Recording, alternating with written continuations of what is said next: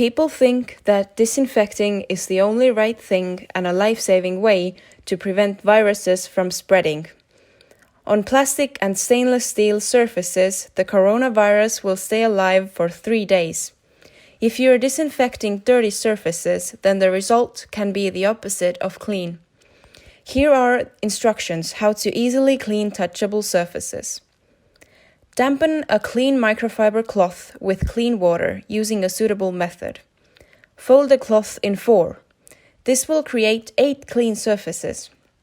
If the 4 sides on the first side of the clean cloth get dirty, then turn dirty sides together. After that, you have 4 clean sides on the other side of the cloth. It's important to dampen the cloth just enough.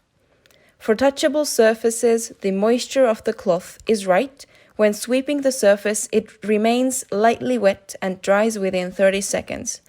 It is very important to swipe hard and even rub at times. This way, dirt and microbes can be removed. When cleaning, the right direction is from cleaner surfaces to dirtier surfaces.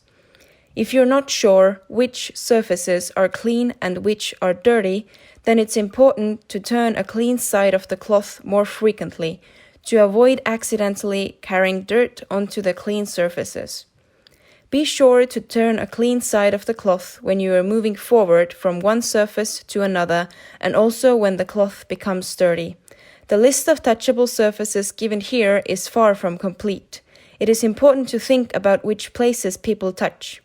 The chair was clean when looking at it, but with a strong sweep, the result was a dirty cloth. We took a sample of organic dirt. The result before cleaning was 2,500 RLU. We cleaned the surface with water and a microfiber cloth. The result after cleaning was almost 500 RLU, which is clean in normal conditions, so a microfiber cloth dampened with water was effective enough.